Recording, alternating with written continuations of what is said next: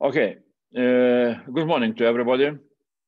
My name is Andrius Kubilius. I am a member of European Parliament from Lithuania, and we're starting our traditional session or seminar of the Forum of the Friends of European Russia. This time, invitation came from me and from my colleague Rasa Yuknevichina, who is vice coordinator of for EPP in new established INGE committee in European Parliament. INGE deals with foreign interference into political matters of European countries and so on and so on.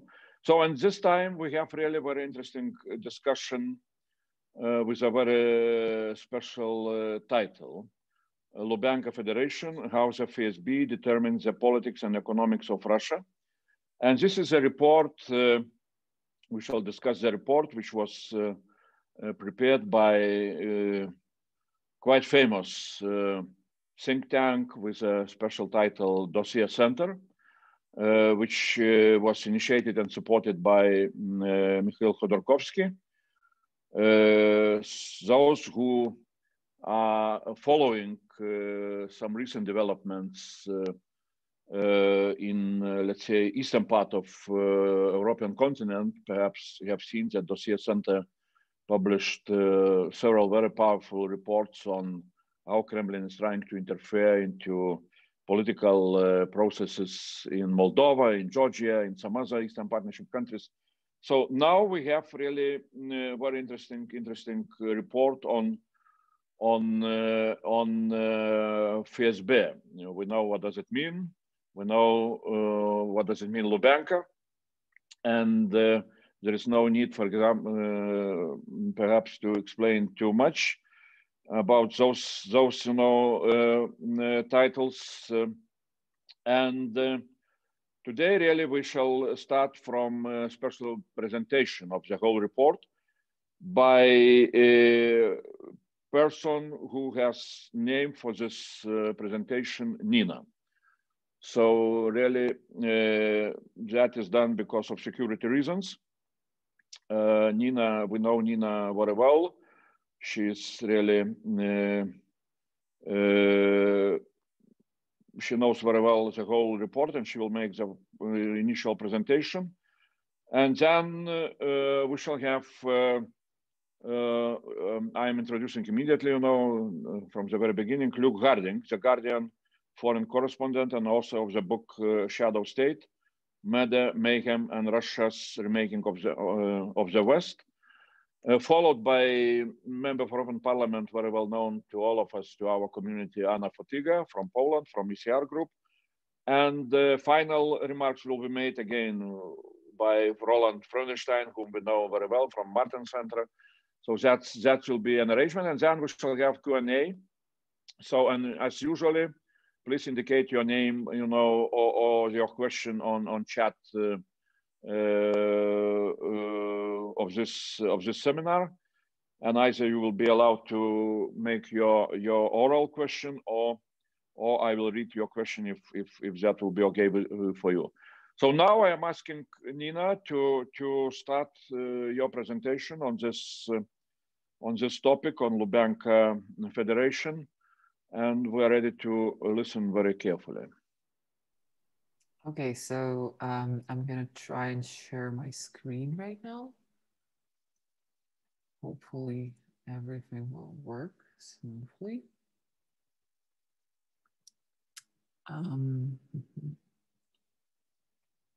Okay, can you all see it now? Okay, great. Yeah, we see, yeah. Thank you very much. We're gonna start. Good morning, everyone. My name is Nina. I'm editor of the Dossier Center's report on the FSB, which we're here to discuss today. And first of all, I would like to say that we are very honored to have you all here today to discuss our findings. And we're also very grateful to Friends of European Russia Forum for hosting this event. I hope you were able to read some of the report and hopefully find something new. We have, oh my God, how do I switch slides? Great. Um, we have worked on this report for almost a year, and we have interviewed around 80 sources who had firsthand access to the information about the current state of FSB. They included acting and former FSB officers, as well as officials from other law enforcement agencies, governmental bodies, business industries, and people close to Putin's inner circle. The report itself is 600-page long. Our English version is a bit shorter because we only tried to include the most crucial information for the sake of being comprehensible. And it describes the structure, personalities, working methods, unlawful activities, and the main stages of development of the FSB. Our findings show that right now FSB is one of the most resourceful and influential organizations in modern Russia, and it is involved in political decision-making as well as numerous other spheres outside of normal security service spectrum, including appointments and removals of judges, law enforcement officials, and governmental officials. It's involved in financial processes, foreign policy making, criminal activities such as money laundering, and so on. In this sense, FSB has long ago overstepped being strictly a secret service agency and became involved in most of the major governmental processes. So in this report, we wanted to examine this new role of the FSB. If we look at FSB as a whole, this broad picture shows us that the influence of the service kept growing from the late 90s when Putin became the head of the FSB. When we look at the FSB as a unified structure, we see that it has, in one way or another, infiltrated almost every governmental structure, that it interferes with almost every public or private sphere in Russia, and that its power goes largely unchecked because, with very few exceptions, almost every conflict which involves the FSB usually resolves in its favor. We also see that while many other law enforcement agencies during the Putin's presidency were being reorganized and fragmented. For example, General Prosecutor's Office was split into General Prosecution and the Investigative Committee, and there were many other examples, but the FSB's responsibilities and powers grew steadily and FSB became more and more influential. It is also very important to note that Vladimir Putin has created a multi-layered control system of the FSB. He doesn't only directly talks to the formal leaders of the FSB, he also speaks to selected agents from the fields. And that creates a rather peculiar situation because Putin relies on the FSB for the information, but it also uses the information to make decisions, and then it uses FSB to execute some of these decisions, which sort of creates a feedback loop. However, when we look at the FSB from a closer perspective, we can see that in fact the service is not a unified and almighty body, but rather a conglomeration of different groups and clans, as people call them. Those clans go beyond the service itself and are also often in conflict with each other. And those clans are often led by people from Putin's inner circle, such as Patrushev, Sechin, Chemizov, and others, who also, and those clans act as instrument to their means. Furthermore, the groups inside the FSB have the power to act on their own, usually financial interests, which they do extensively by collecting bribes, shielding illegal operations such as money laundering, raiding businesses, and so on. It's important to note, of course, that the power structure in Russia is very, very complex, deeply intertwined. So we cannot say that FSB solely rules Russia and defines every outcome. There are many different actors at play, and they follow their own political and financial interests. However, it becomes clear that FSB, with its numerous functions and abilities, provides a very good platform to those actors. And every powerful group has to have alliances within the FSB if it wants to succeed. Overall, we see that FSB is involved into numerous large-scale corruption schemes. It has the power to intervene into political economical processes, and it's being used by Kremlin as a tool of oppression. In that way, we're able to make out several layers of FSB's activities, and those layers might flow separately, but they also might overlap depending on the situation. First, and the most important layer is, of course, serving Vladimir Putin's interests. That is the most important tasks of the FSB, both informally and formally, because FSB answers directly to the president, and it owes its rise mostly to Putin's KGB past. Putin relies on the FSB with the most important governmental tasks, and success in completing those tasks enables FSB to have special immunity against all other forces. The tasks include, for example, various forms of repressions. When we talk about repressions, we usually think about repressions against political oppositions, against people who disagree with Putin.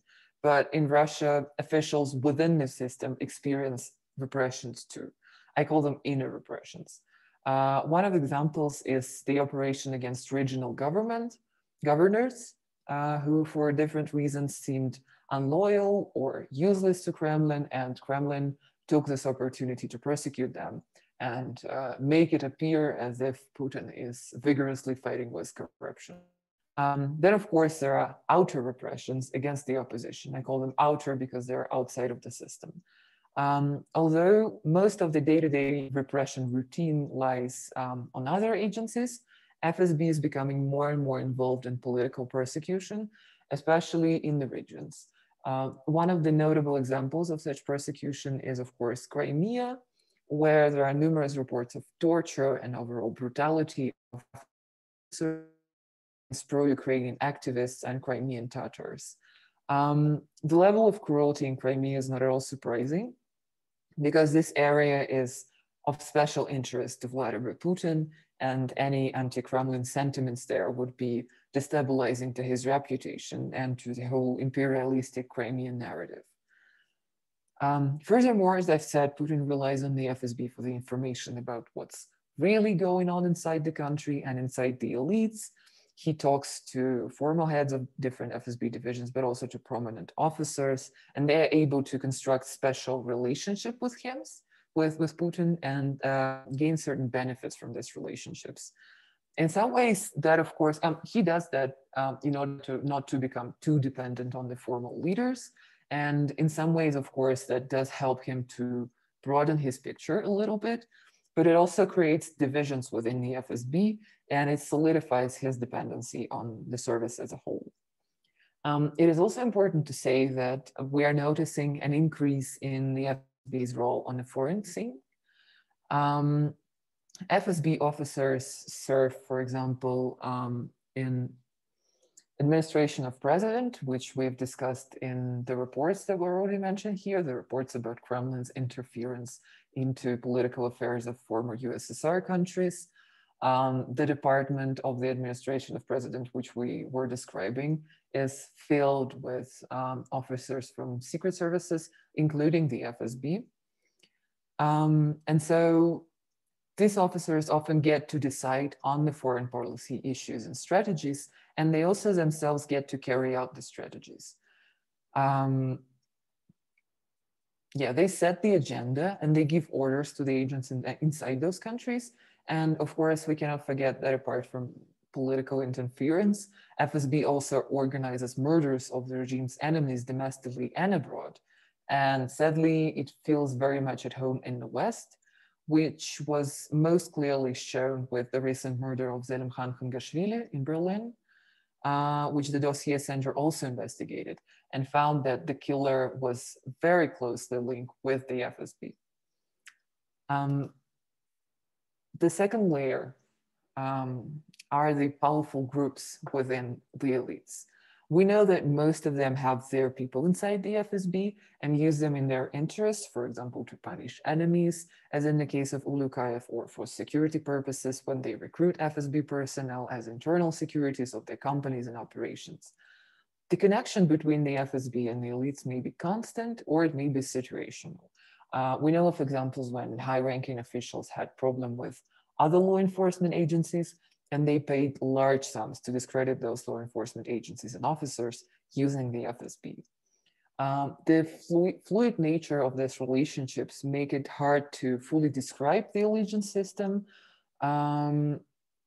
Some people ask if we were going to like make a scheme of these clans, but unfortunately, it is right now impossible because we see that some people unite to achieve a certain goal and then they go their separate ways.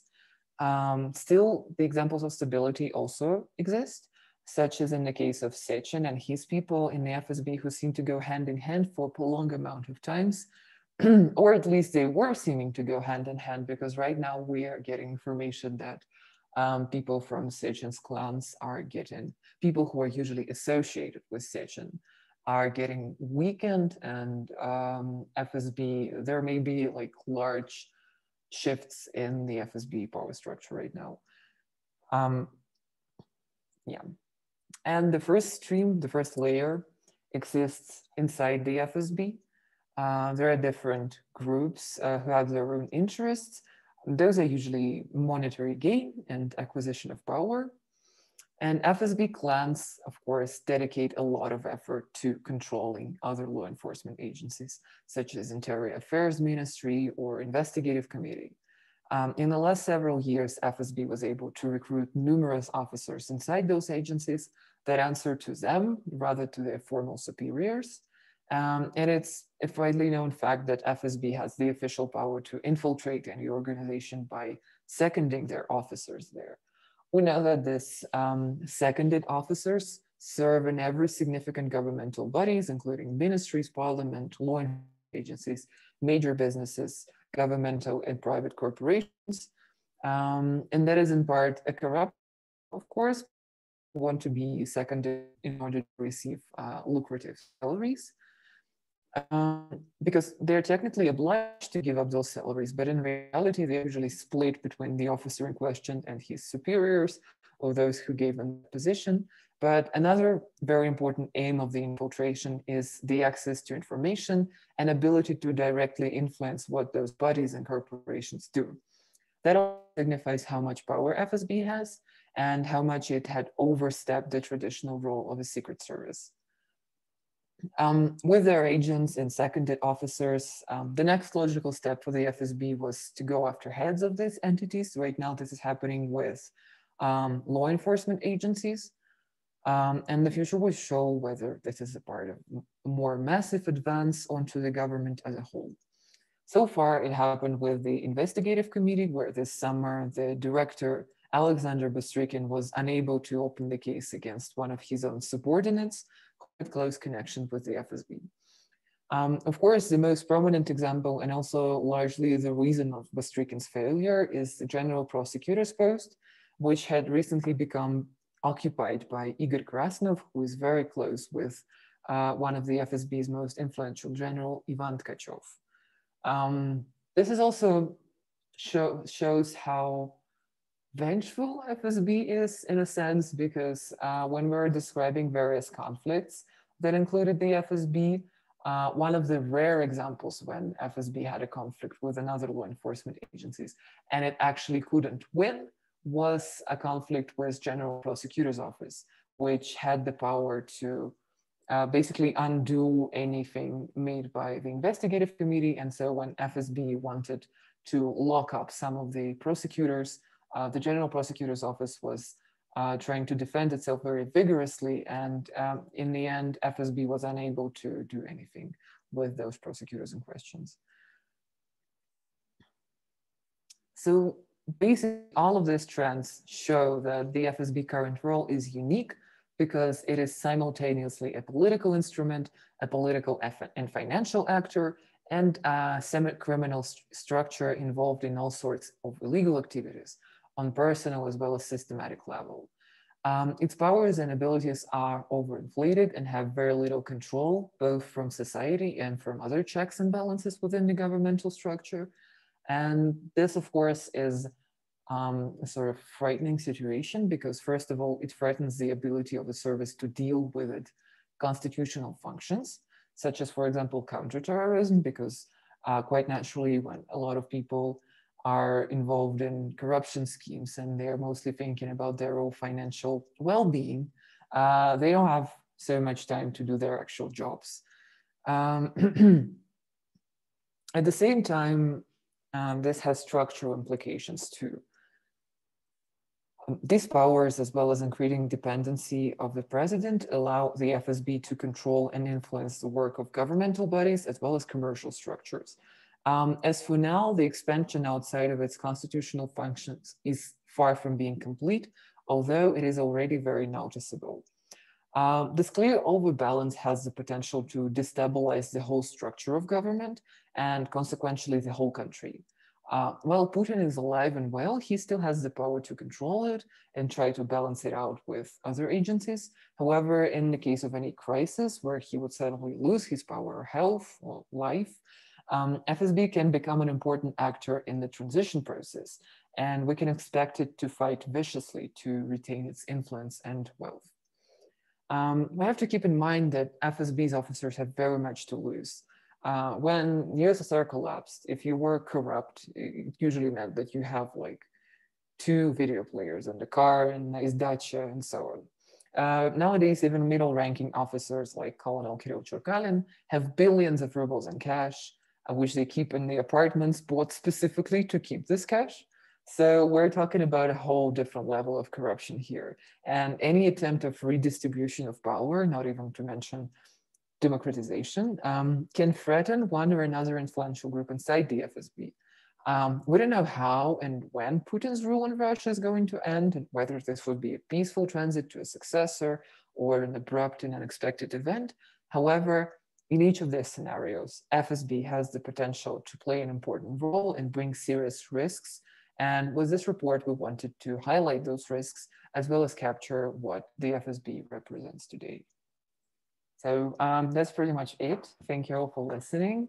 And yeah, right now I'll be able to take some questions. That's fine. Okay. Nina, thanks a lot. Really for very, very interesting presentation and for the report. Now we are moving, as I said before, we are moving to next speaker, to Mr. Luke Harding, the Guardian foreign correspondent. So Luke, floor is yours. Please, tell us your point of view on FSB. Thank you, Nina. Good morning, everybody from London in the UK. A couple of points. I mean, first of all, I think this report by Dossier Center is extremely important, and the reason it's significant is it's very, very difficult to get reliable information about the FSB, about its structure, about its internal dynamics, about its effect on Russian society. And I sort of know that from personal experience. I was the Guardian's Moscow correspondent between 2007 and 2011. I arrived just after the murder in London of Alexander Lubyanka by 2 FSB assassins using a radioactive cup of tea. And I tried to, when I was in Moscow, tried to get to the bottom of this case and to assess whether the Russian state was behind this extraordinary political killing. And it was made pretty clear that my questions, my investigation was unwelcome. And I find myself in this sort of strange, dark shadow world where the FSB took an interest in my work. I was sort of followed around by FSB officers sort of trailing me along the icy streets of Moscow. I had break-ins from a kind of FSB bugging and surveillance division who put bugs and video recording in the home where I live with my wife and 2 small kids in Moscow. And at one occasion, I was even summoned formally by the FSB as a witness, which was a pretty discomforting experience, to Lefortovo, which is the notorious, once KGB, now FSB pre-detention center, where a number of high-profile Russian political prisoners are kept. And the reason I mention all this is that it's an extremely closed organization. Moscow is a place of rumor, planted rumor, propaganda, disinformation, of it's extremely hard to get sort of reliable data on anything. And so I think Nina's presentation, I think this report really gives us a kind of window into this secret world. It's based on 80 sources, some of them from within the FSB themselves. And so we get some of the kind of nuance, some of the sort of analytical texture that we've been missing in previous analysis. So, so one, I think it's important. Two, the particular sort of strand that I have followed, I mean, I think the FSB, there are sort of three things that Nina is setting out, three kind of key functions. One of them is economic crime, FSB getting rich, if you like. Another is domestic repression, keeping a lid on dissent in country and protecting Putin and the elites around him. And the third is political murder. And that's what I've been tracking both inside Russia. I was kicked out in 2011 and then from London, which is another big hub of FSB activity. And it's pretty clear that the political murder is very much going on and very much something that the European Union has to be concerned about, because it's not happening far away. It's happening in Berlin, it's happening in London, it's happening most recently in Salisbury 2 years ago with the Novichok poisoning of Sergei Skripal. And of course, it's happening domestically. We've seen with Alexei Navalny, poisoned in August in Siberia, now recovering in Berlin, and another kind of crisis point between Brussels and Moscow. So just on the political murder and the FSB's role, I think it's worth bearing in mind that in the Litvinenko case, which overshadowed my time in Moscow, my 4 years in Moscow, we had, here in the UK, we had a public inquiry in 2015 and 2016, where all of the scientific, technical, police evidence, as well as some governmental intelligence, European, British, etc., was examined. And we got a very stark conclusion from Robert Owen, who was the chair of the public inquiry, who said that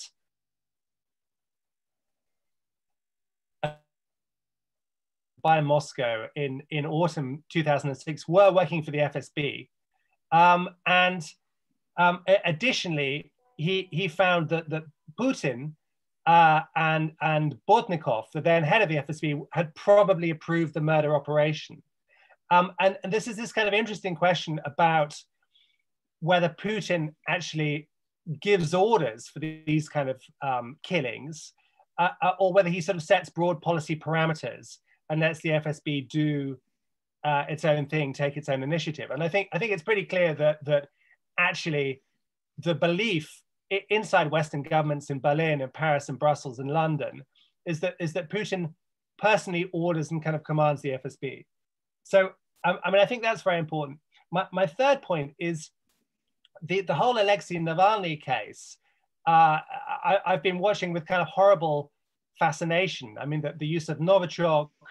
I wrote a piece for The Guardian yesterday based on what European security sources were saying, that they are convinced that this was an attempt to kill Mr. Navalny. And what they also say is that they believe it's the work of the FSB. Now the European Union has already sanctioned key FSB players, and they are pointing the finger at the second service, which features in the Dossier Center's report and is run by someone called General Alexei Sedov. And the second service is essentially in charge of dealing with what they call anti-constitutional activities, which in a regular European democracy would be called kind of opposition, but in Russia is treated as a kind of criminal activity. And so I think what we will see in the coming weeks, especially after a key meeting of the OPCW, is a further move by European countries to sanction other people within the FSB structure. And so the report is very useful in shining light on that. And just my final point is really about the sort of nature of the Russian state. I mean, I've written a book called Shadow State, which is, you can define as a kind of regime run by spies. The people, Putin and the people around him they all have a KGB, FSB, GRU background pretty much. And I think it's easy to get distracted by what you might call the sort of public project, the sort of front of shop project, which is noisy, it's nationalist, it's Crimea is ours, it's antithetical to the European Union, sees the EU as a competitor and an enemy, and it's revisionist. We've seen territorial changes on the European continent for the first time in decades, instigated by this regime. Now those political goals are there. It's all about what you might call making Russia great again, not literally restoring the Soviet Union, but making Russia a co-equal to the European Union and the United States, and an indispensable player in international affairs. So there's all that, but there's also the private project, and this is what the FSB is deeply involved in, and that is essentially to kind of steal as much money as possible.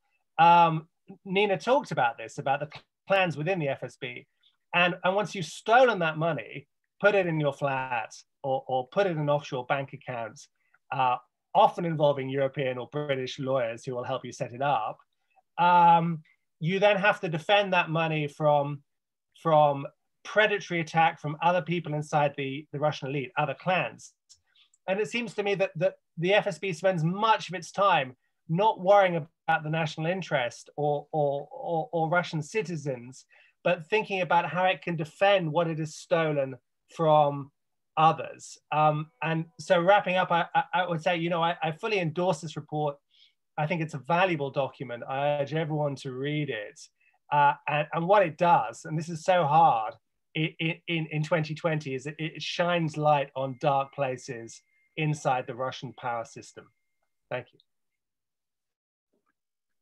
Well, thanks a lot. Thanks a lot, Luke, for your words, for your statement. Now I am turning to Anna Fotyga.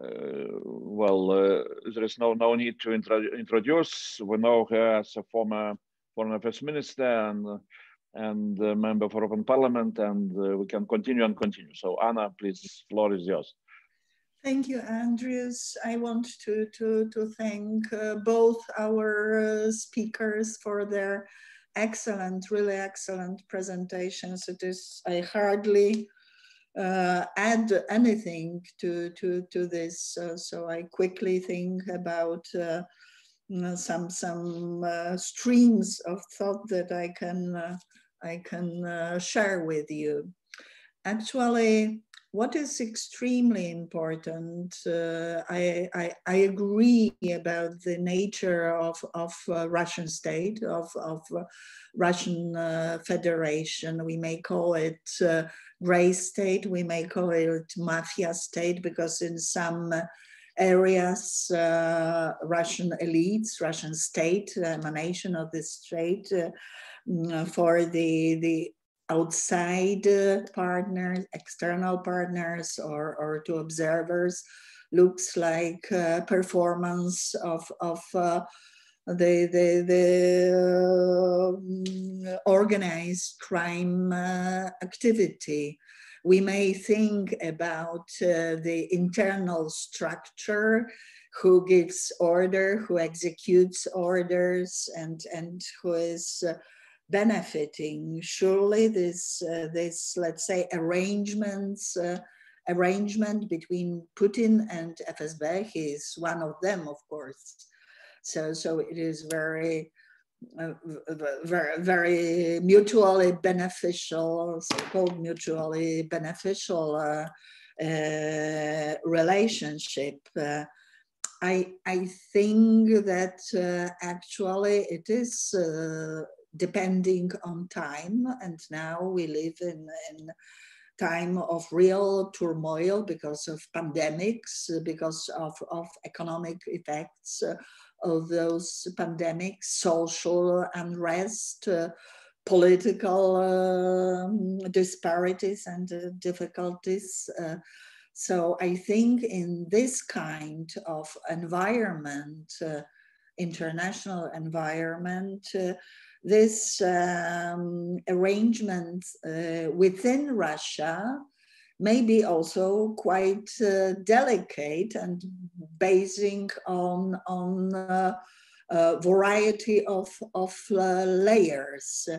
That is probably not only Putin giving orders, but also giving certain level of freedom for a variety of internal groups, and it may be that balancing this kind of arrangement starts to be quite difficult, because obviously there were recent changes in internal order of Russian Federation, not only changes in constitution, but also in the functioning of government. Of course, it is also to serve FSB, so LUBYANKA Federation tries to take over more and more areas of real influence.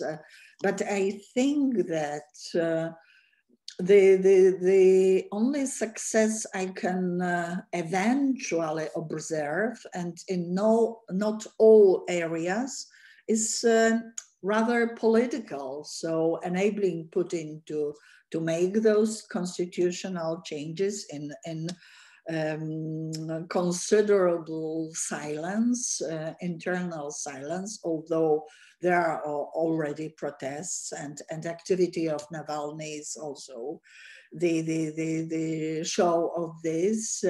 They decided rather to use very radical move than to play usual games with a very exposed person. It is not, let's say, slightly put in shadows Litvinenko or Skripal or other people. I'm not talking about Anna Politkovskaya in this case, but to strike in main figure of the opposition. And with, let's say, political achievements, propaganda, disinformation, information war achievements, all those changes did not serve properly, let's say, enhancing of Russian economy that is still extremely weak. It may mean that FSB is using rather outdated, let's say, methods of purely economic management. So their knowledge of international financial mechanisms, of the chains of supply and so on, changes going on within COVID pandemics are not so well known to them. Of course, it is just my presumption, but we may also think about this. They are not particularly successful in their societal efforts as well nowadays, I think. So this propaganda is in limited way successful in terms of both internal audience and also vis-a-vis external Western political world. I think that we are more and more knowledgeable about this, and that we are sure about necessity to build resilience in both on national levels and in our respectful states and in international fora. That is quite important. We are far from being triumphant in this, because we are also far from real success, but still we know already the threat, and we have certain resolve to deal with this. And I would like to raise one issue that was also tackled by both our speakers in eventual reasonable function, because Russian Federation wants to portray itself, and actually it used to be quite successful to some extent. It still is quite successful to portray the state as a positive partner in combating terrorism, terrorism. I think that Crimea is excellent example because while exerting real intimidation, violence, and aggression on society, there in particular Crimean Tatars, the native community of Crimea. They use I would say rationale, so-called rationale of combating terrorism. Luckily, the free world disbelieve those accusations. They also use institutions like Interpol, for example, for flagging red alerts against their opponents. For example, Ukrainian soldiers fighting for territorial integrity of their country in the east of Ukraine.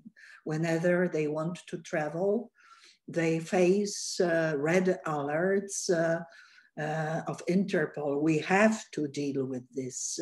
Same was with people defending Magnitsky and so on. So they use this against their opponents of the LUBYANKA state. And I think that when we assess their behavior in the south, in Syria, and also in Africa, we can see the very detrimental activity of Kremlin-led fighters. Thank you. Well, thanks, Anna. Thanks very much. And now I will ask Roland Fronenstein from Martin Center to make his comments. No, we were asking him to summarize, but of course, the final conclusions will be made at the end of Q&A session. But now, simply know your view on the report on the whole issue. Yeah. Well, thank you. Thanks, Andrius. Thanks for.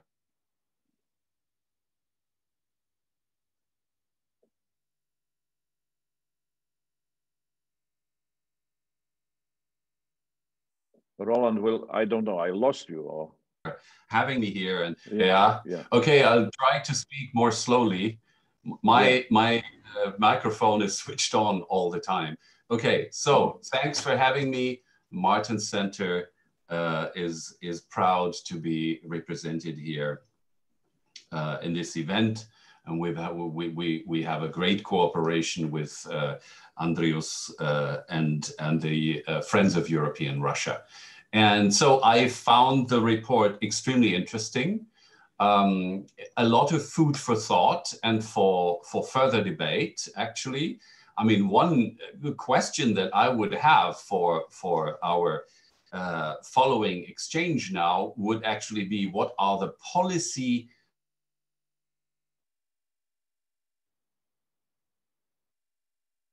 Well, connection is again, we're losing you, Roland. I don't know what's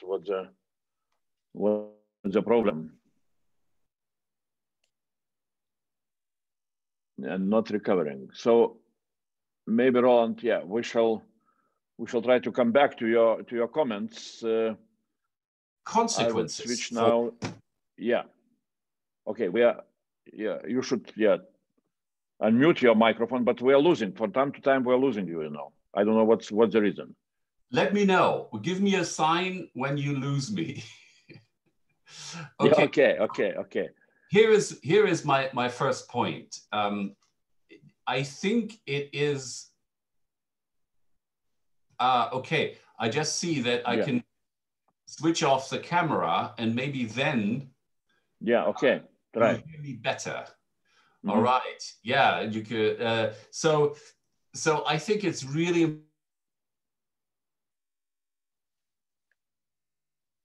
Again, we lost. Roland, something wrong.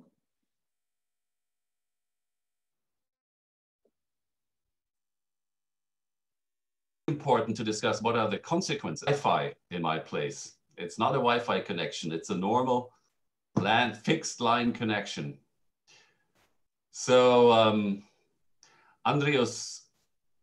Try to speak. Yeah. Okay. Maybe it will be good. Okay. Yeah. So, what are the consequences for Western policy of what we heard? Having said that, I also feel maybe it would be interesting to know what the FSB's relations are to the two other intelligence agencies that are frequently discussed in the West. We have foreign intelligence, SVR, and we have military intelligence, the GRU. So, I mean, this would be an interesting question to discuss whether FSB is really dominating the two others and maybe even channeling the Kremlin's interaction with the two others, or whether these two others have their separate access to the Kremlin and Putin likes to play them against each other, maybe even. So that would be my question. And maybe as long as you still hear me, a third point. I think if what we see in Russia today is the antithesis to the rule of law, is the contrary of checks and balances, then I think one of the conclusions for us in the West should be that we should take exactly the alternative approach and be very serious about the rule of law and checks and balances in our own countries. This is the basis that European integration is built upon.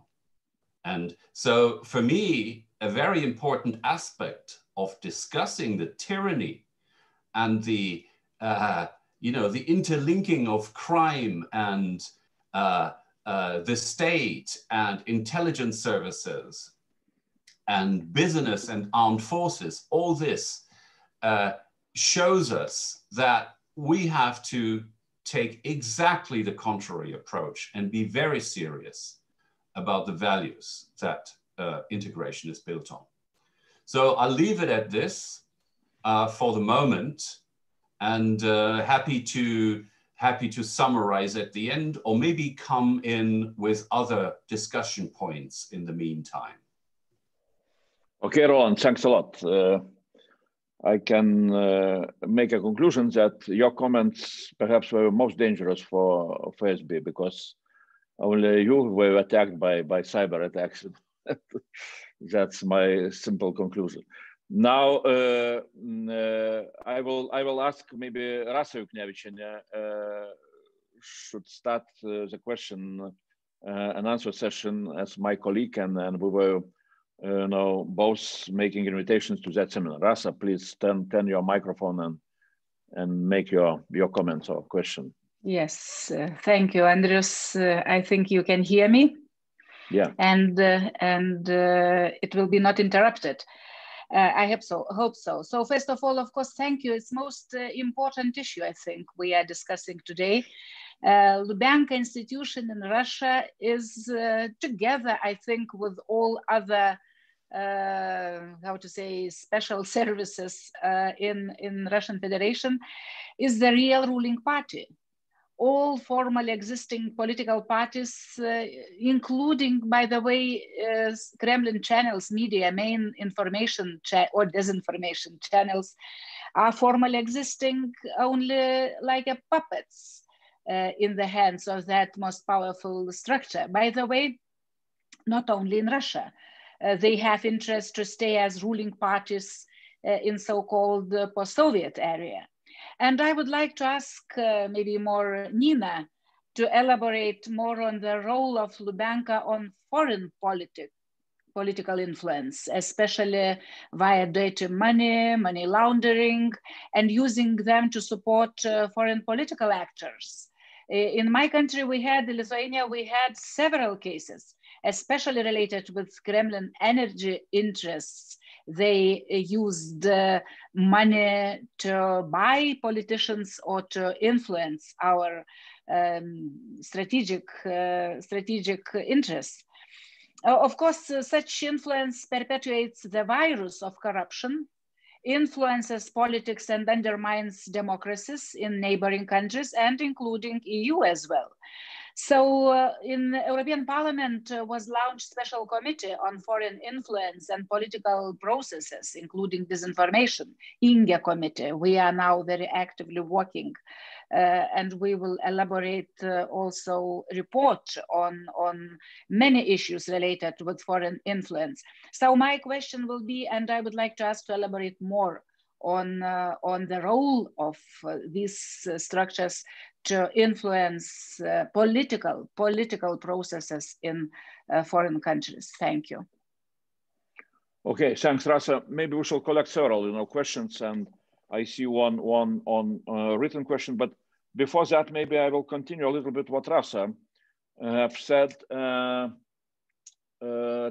to look a little bit more from that knowledge which is put into report and knowing the whole FSB activities and all other similar structures activities in Russia. What Rasa have said, like ruling party. I would make another maybe analogy. We know from political history, such a terminology like military junta. And there are examples how military juntas were established in different countries. Some of them were quite effective in modernizing the country. Others were like, really very brutal, and things like that.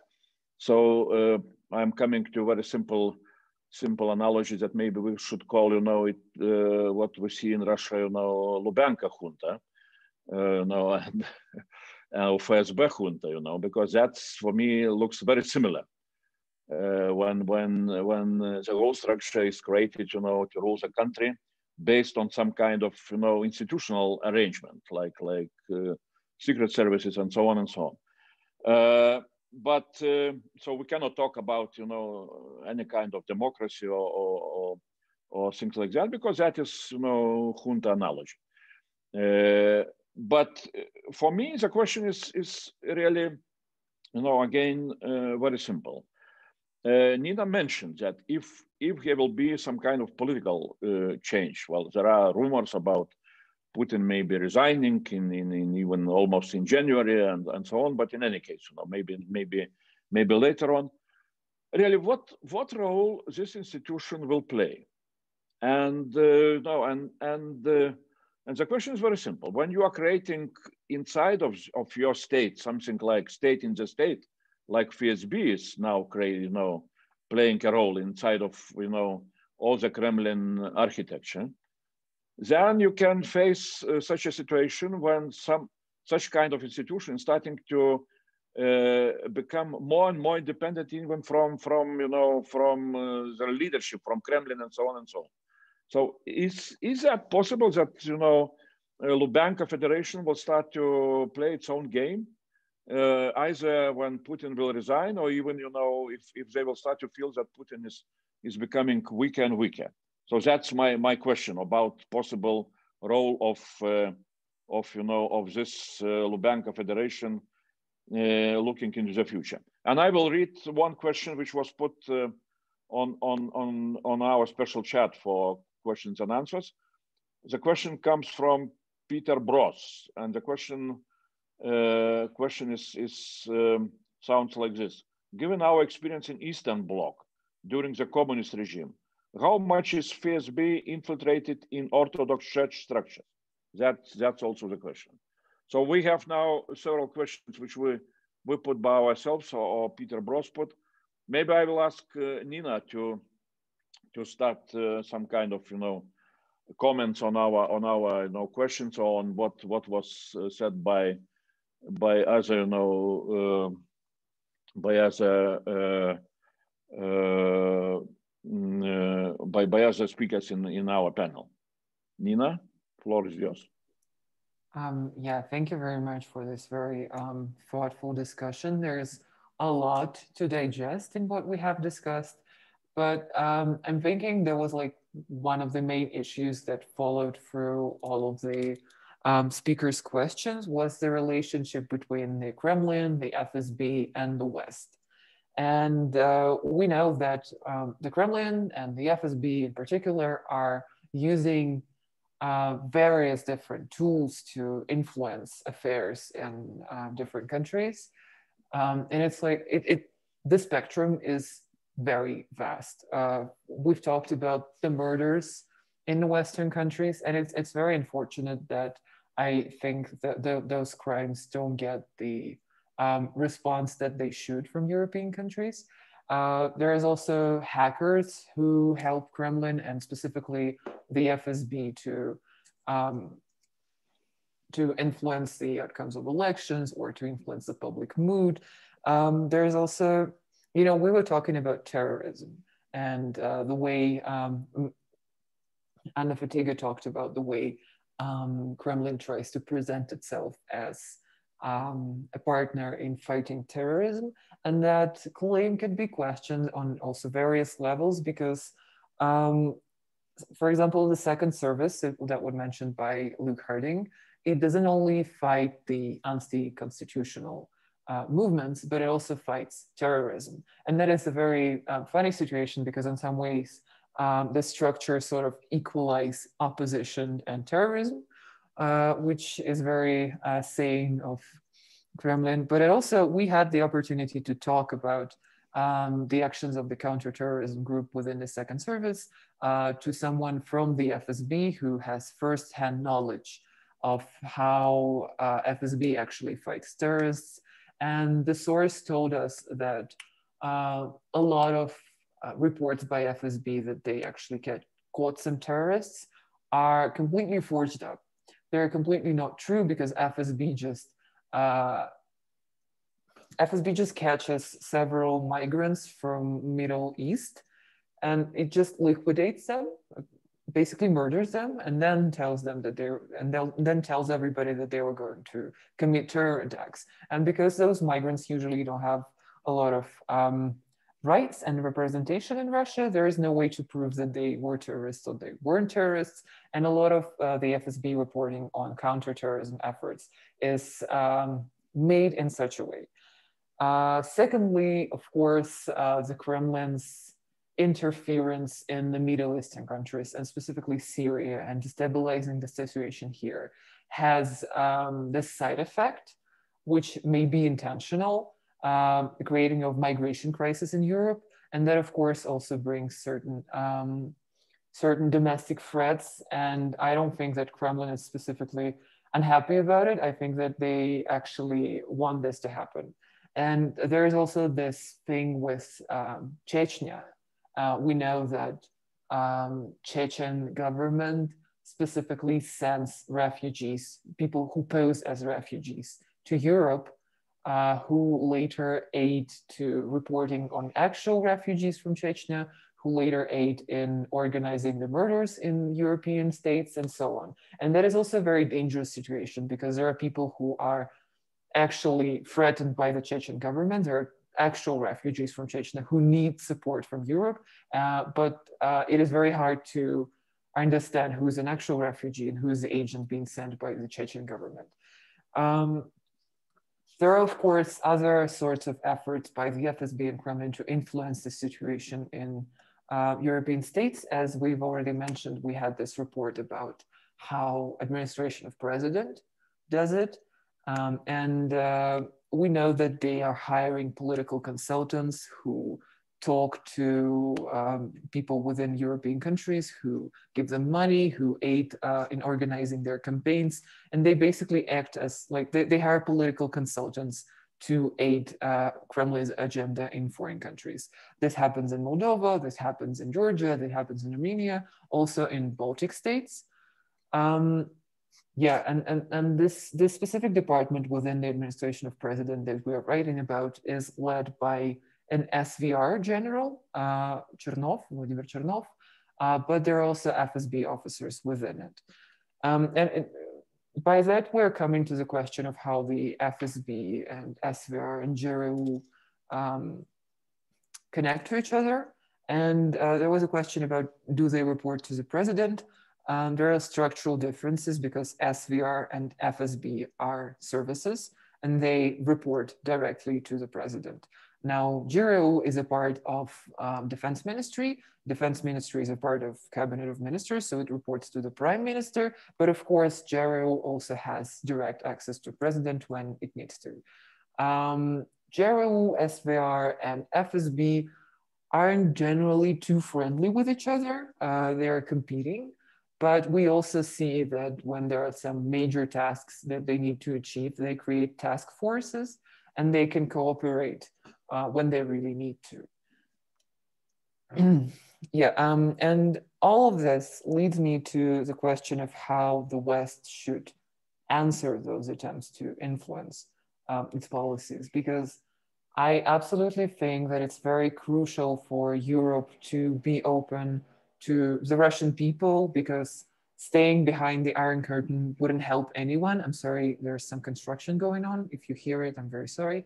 And so I absolutely think that Europe has to have cultural exchange with Russia, and it's very important for Russian people to know that Europe is not an enemy, because if Russian people would get the sense that Europe is an enemy, that means that Putin is right.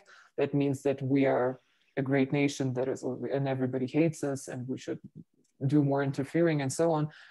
So I think it's very important to have connections on personal level, people to people. But it's also very important to have very strict answers to any attempt of Russia or of Kremlin and the FSB to actually influence what's going on inside those countries. Because I've already mentioned Zalimkhan Hangashvili's murder, and it was such a good example of how these things happen. Basically, you have an FSB killer, an FSB murderer who kills someone in broad daylight in the European capital. And what happened after that is that Germany sent out 2 Russian diplomats who were going to go back to Russia anyways. And that was it. There were no sanctions, there were no other measures, and that's not okay. That's not how things should happen. To our understanding, there's more than 200 Secret Service agents of Russia only in Germany. And Germany should also know about this. And the fact that the lack of response that happened is, I think, very dangerous. We also see that the criminal activities that FSB is involved in, such as money laundering and illegal operations and so on. Of course, when they launder money, they want to spend it in the West. And Putin just recently allowed FSB officers to actually have dual citizenship. And I think that Europe should try and track more this dirty money and try to actually respond to this dirty money, because we know that in Switzerland or in Austria or in those countries, those people from the FSB have absolutely no trouble opening bank accounts and investing their money in there. And that is not okay, because most of I've talked to a lot of people in Russia, and they say that it's like for ordinary person, it's very hard to do any sort of financial operations in Europe. But when you get a certain amount of money and a certain amount of recognition, you just aren't treated in the same way. And so we have the situation where normal people actually cannot do anything, but people who are corrupt and people who have dirty money are more than welcome in European countries, and they can basically do whatever they like. So I really think that while we should maintain personal and cultural connections with Russian people and Russian opposition organizations, it is very important to have strict and very straightforward answers to attempts of Russian foreign interference. Yeah. Okay, I'm looking who wants to jump in. Yeah. Okay, look, please, floor is yours. Yeah, thank you. Thanks. I just wanted to pick up on what Nina was saying, and also the great questions from Roland and Rasa. I mean, I think the question of competition. One thing we've learned in recent years is that the kind of competition which was a character of the Cold War between Russian spy agencies continues. I mean, 30, 40 years ago, the GRU and the KGB were at each other's throats, pretty much. And if you fast forward to 2016, you'll remember that when the Kremlin tried, I think quite successfully, to sabotage the American presidential election and to help Donald Trump win, you had a hacker team from the FSB and from the GRU who separately broke into the computer services of the Democratic Party in Washington and separately exfiltrated information. So that kind of rivalry is still there. But I think Nina is also right that with big strategic tasks that there is a degree of cooperation. So that's one point. The second point, again, I agree with Nina. I mean, I think what we've seen over the last 20 years or so, or even before that, is the FSB becoming, under Putin, who after all ran it before he became prime minister and president, Russia's sort of preeminent institution. And its freedom of maneuver has certainly grown in a way that really is quite incredible. I mean, primarily its focus of activity abroad is the near abroad. It is Ukraine, it is the Baltics, it is Finland, and so on. But it's spread. And Nina's saying there are 200 Russian Secret Service officers who are active in Germany is no surprise. Also in my town, in London, there's a huge FSB presence. And one of the stories I write about in my book, Shadow State, is about how the sort of Russian spy agencies liaised with the pro-Brexit campaigners in the critical months of 2015 and 2016.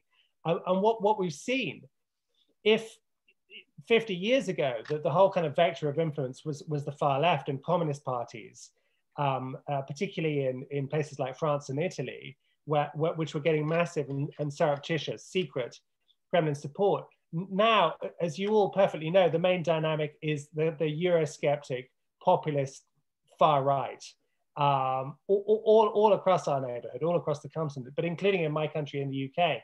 And what was interesting, and I write about this in a chapter in my book called Moscow Gold, is the main person entrusted with liaising with the Brexiteers was an ex-FSB officer called Alexander Udod, who'd worked in Vladivostok, worked in Moscow, was sent to the Russian embassy, was meeting with people like Aaron Banks, other Brexit campaigners, introducing them to the Russian ambassador, Alexander Yakovenko, in London, and offering the Brexiteers gold, diamond, gold deals.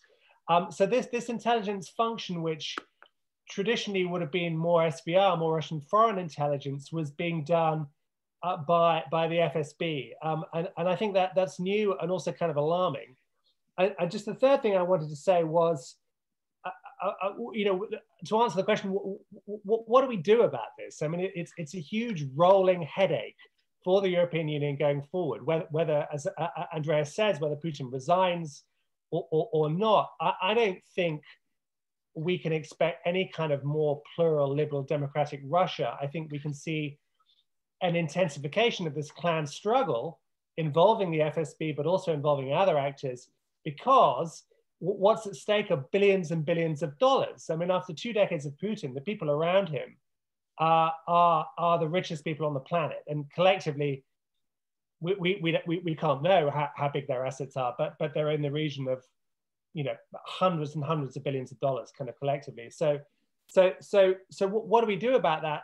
Well, the problem thus far is what Putin has done is he will do a misdeed, whether it's a political murder like LUBYANKA or a domestic murder like Boris Nemtsov, or a war of aggression as we saw in Georgia in 2008 and Ukraine in 2014, or another murder like with Sergei Skripal in 2018.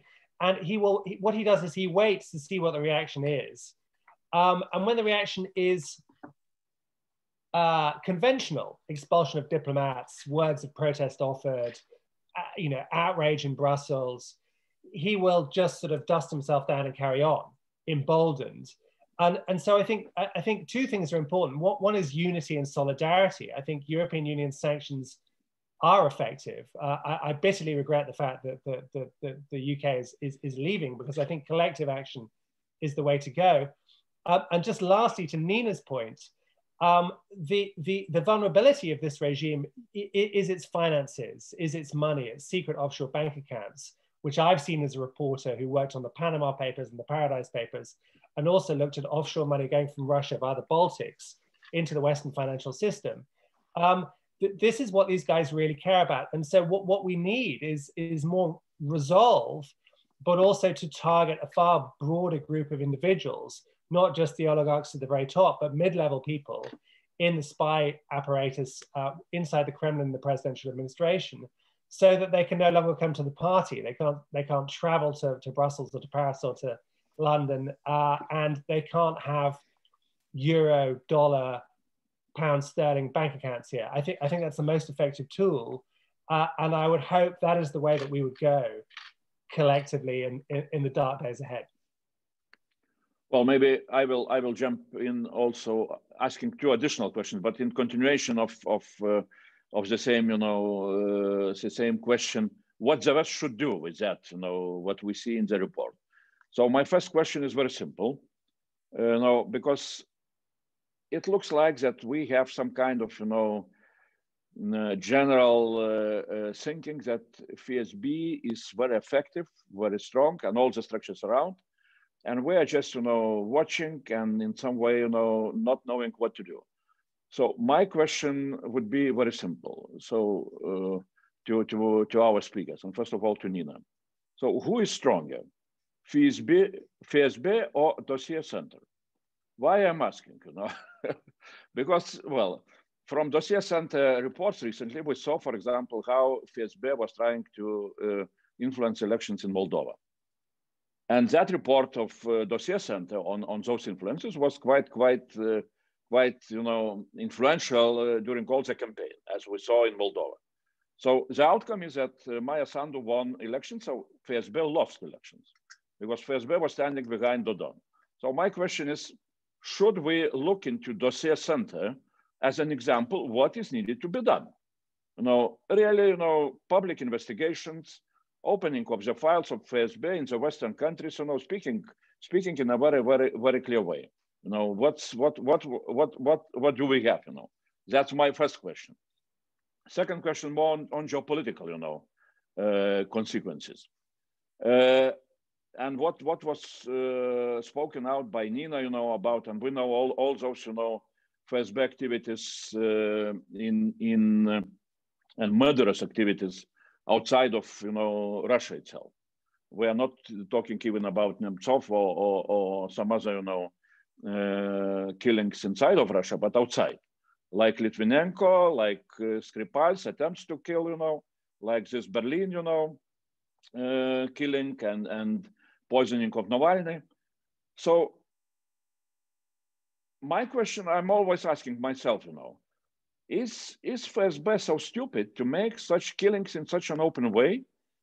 Are they not professionals to kill anybody, in really, like, I don't know, James Bond movies, or something like that? Or really that is their tactics to make it very open, to send a message to political leadership of the Western countries that, look, we in Russia, in Moscow, we are wild Eastern nation, we are FSB, we're killing in the middle of the day, and that's what you need to understand. And we have nuclear, We have, on one side, we have Novichok, on another side, we have all the nuclear, arsenals. And if you will not adapt to our, way of behaving, the Kremlin way of behaving, you should face, consequences. We shall kill, we shall be wild, and so on and so on. And that is a message which in some Western countries, as I understand, they're accepting that message.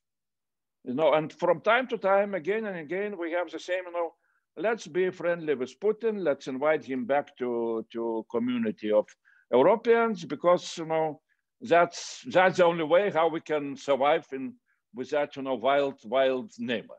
So my question is out from that, you know, maybe a little bit, you know, going out from the scope of this, you know, report on FSB. Should we have a very clear answer to that, you know, that, you know, we are fighting for the possibility of Russia to become an European Russia. We see such a possibility.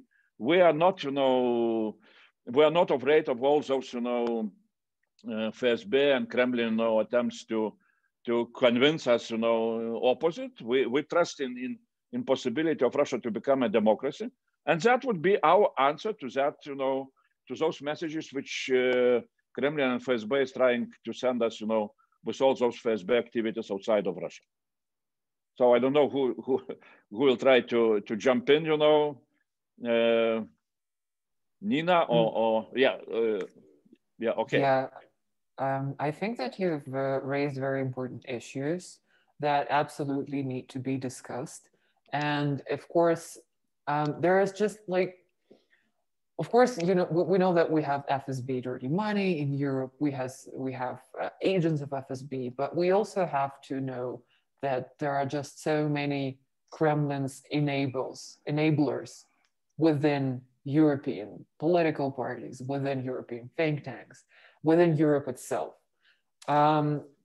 We know that like AfD is supported by Russians. We know that, for example, I'm sorry, I'm just gonna greatly mispronounce it. I'm sorry to all the Lithuanian people we have in here, but we know that Dujotikana and its CEO Stonis were giving actual bribes to Lithuanian Secret Service agents in the 2000s. I mean, like, just one of the recent examples was also in Estonia, when they were trying to investigate money laundering for Estonian banks.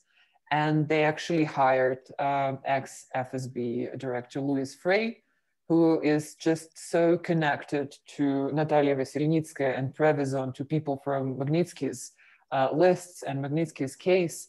And it's just ridiculous. Why would you hire someone who is directly connected to money launderers to investigate money laundering?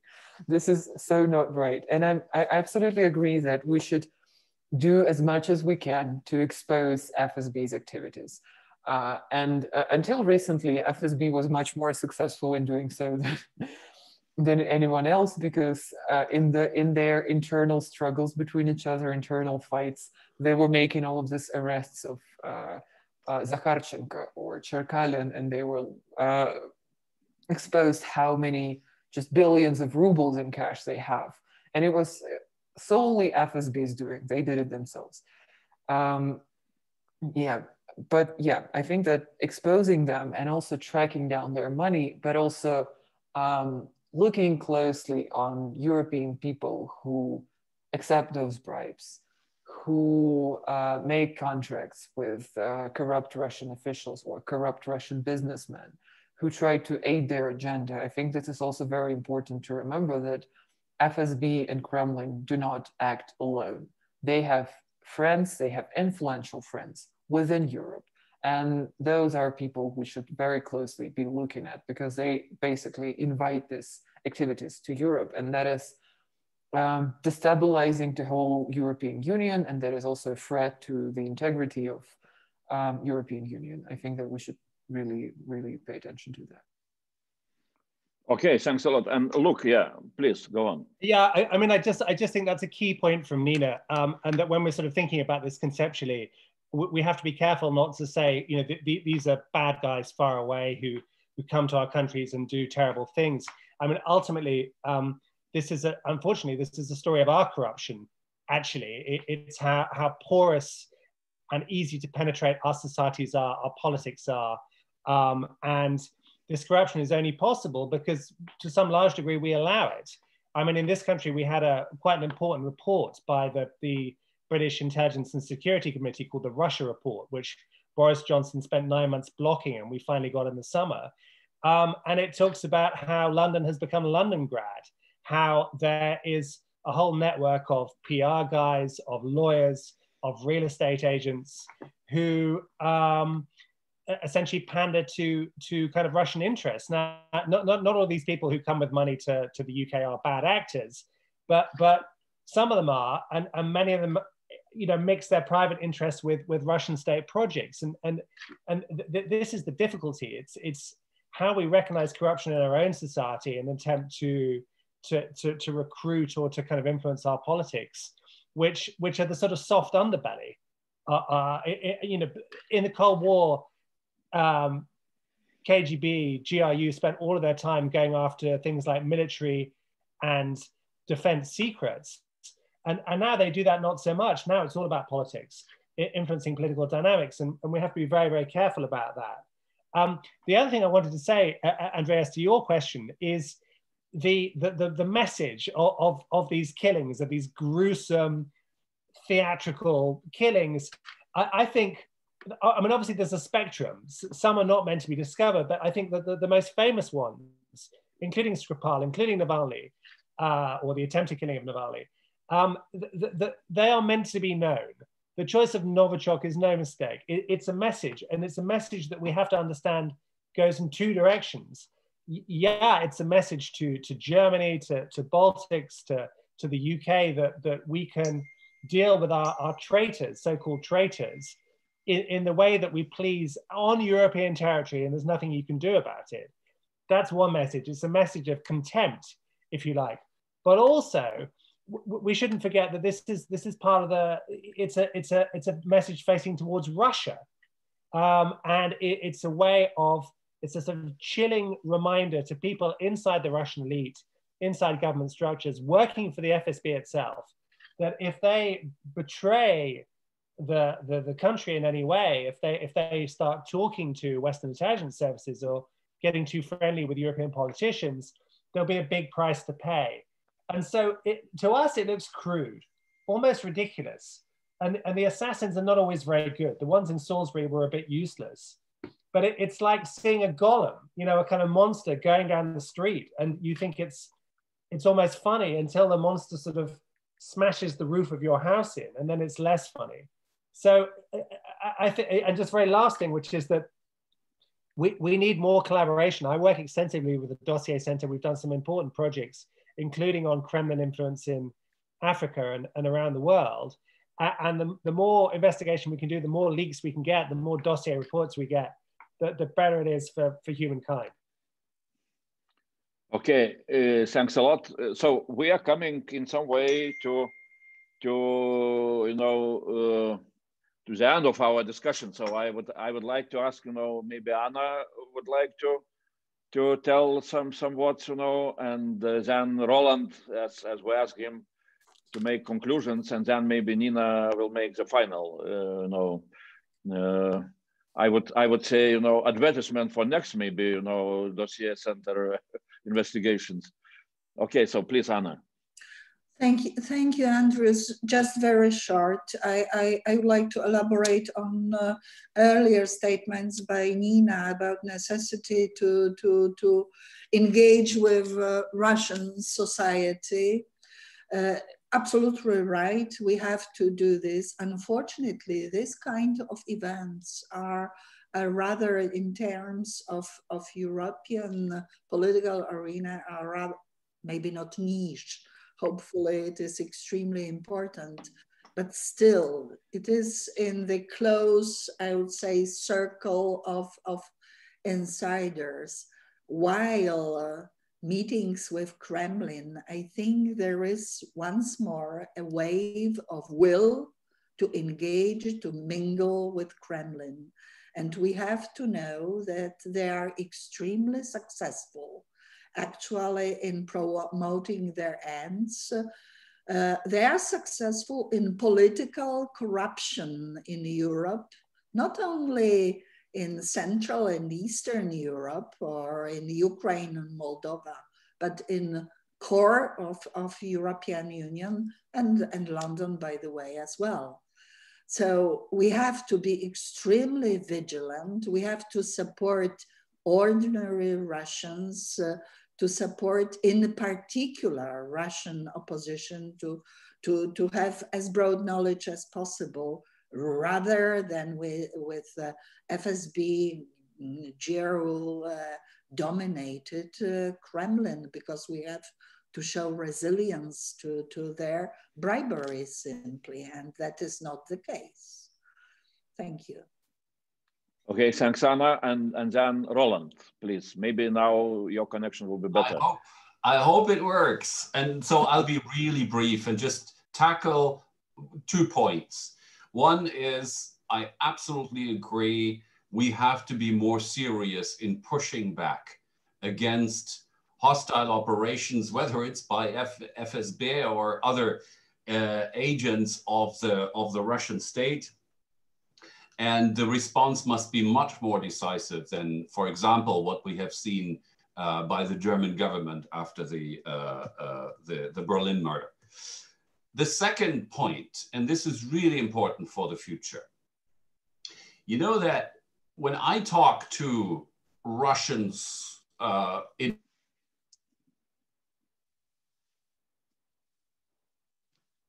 Again, the same.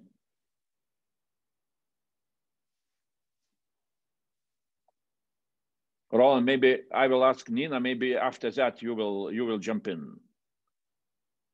Nina, can you make your comments? Yeah, sure. Thank you. Yeah, thank you very much for all of your comments. I think this was a very, very interesting discussion, and I think that in an official position. Oh, yeah. Nina, please go on, and then I will ask Roland. Yeah, maybe that will be better. Yeah, I'm very happy that we were able to find some common understanding about the issues.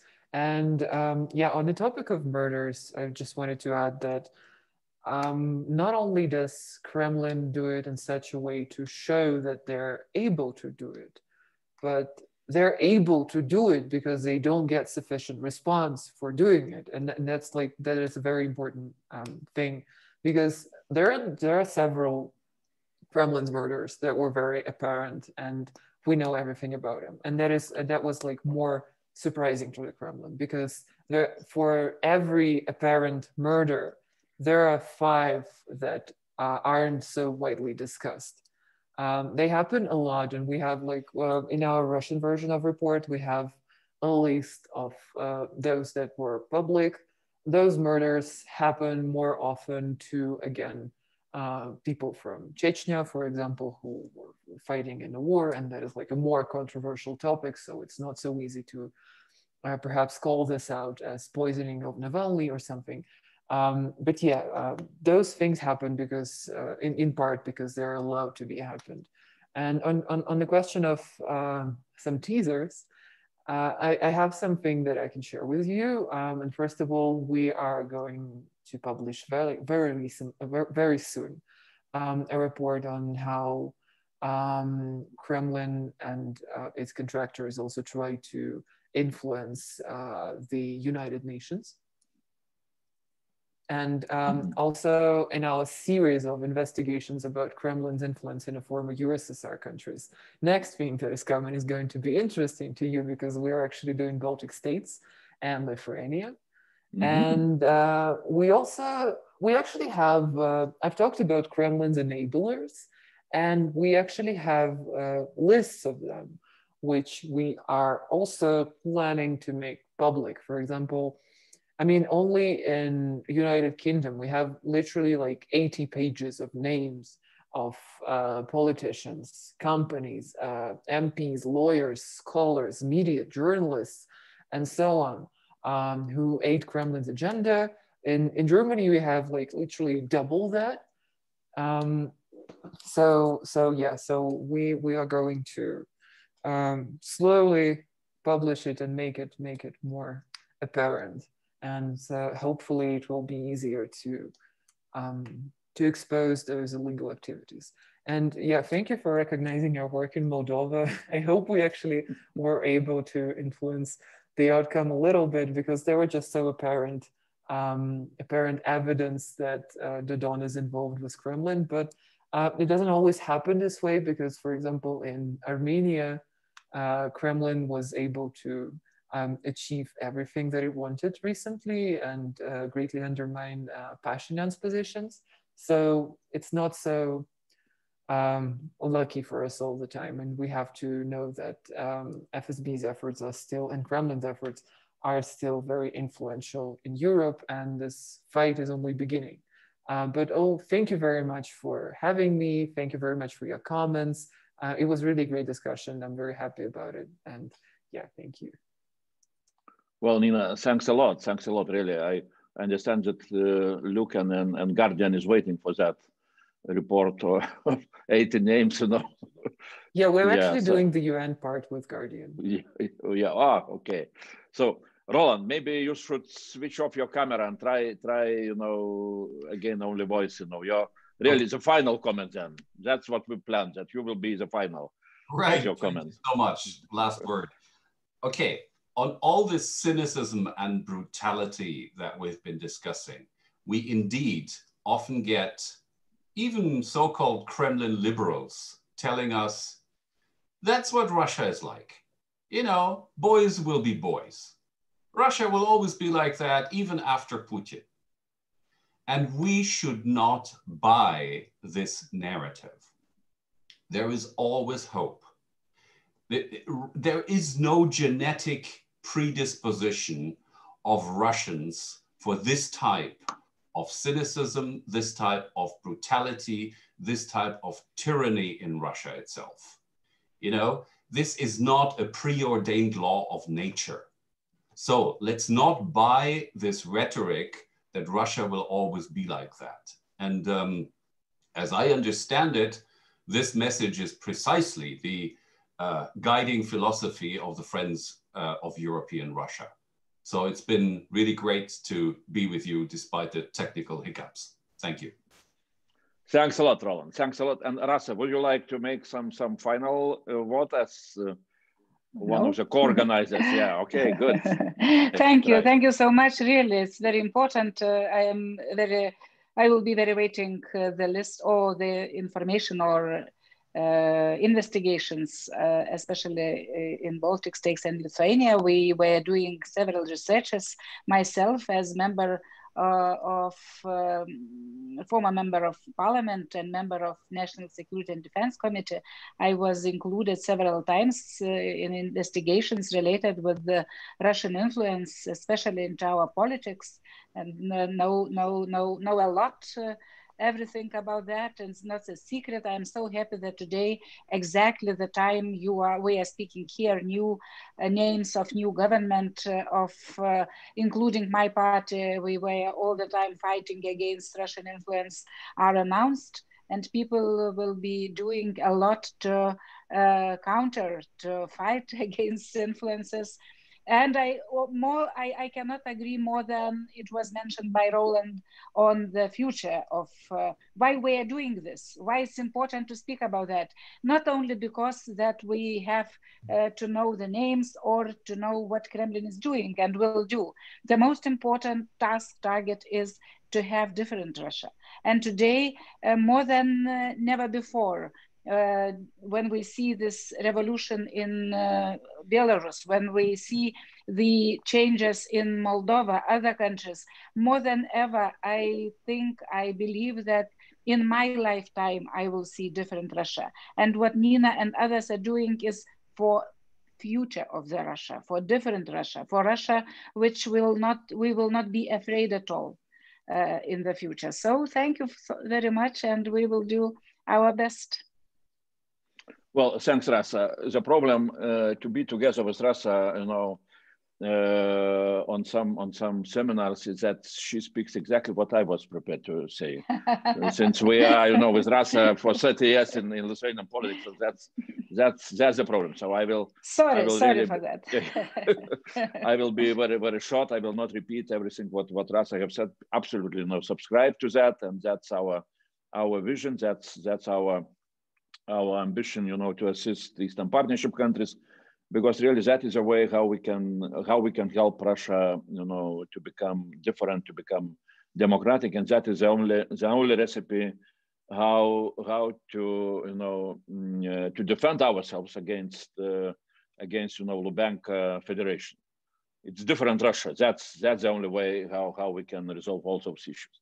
So I would like to thank all of you. First of all, to speakers whom we invited and who took part: Anna, Luke, Roland, and of course special thanks to Nina.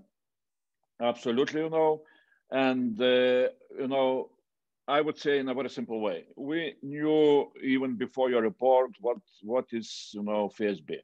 You gave us a lot of additional information, but nevertheless, we knew about FSB, about the history, about Dzerzhinsky, who unfortunately was born in Vilnius. At some time that's our impact on some developments. But what we learned really, and that is something new for me, it's the power of Dossier Center. That is what I need to recognize myself, that this is the way how we learned about Dossier Center. And we wish all the best for your next activities. And really, I can imagine that at some time quite soon we shall have your new reports to be discussed here in this forum, and especially on FSB, influences on Baltic states. United Nations and Britain we shall leave for Guardian, maybe we shall discuss them, but nevertheless, for us, of course, Baltic states and activities here are very, very, very interesting and very important. So thanks a lot to all of you. Thanks to our assistants, Mante, first of all, Jonas and Katya, who helped us to organize this event. And let's keep in touch, and and let's keep safe, healthy, and thanks a lot again. Thank you very much. Thanks. Bye.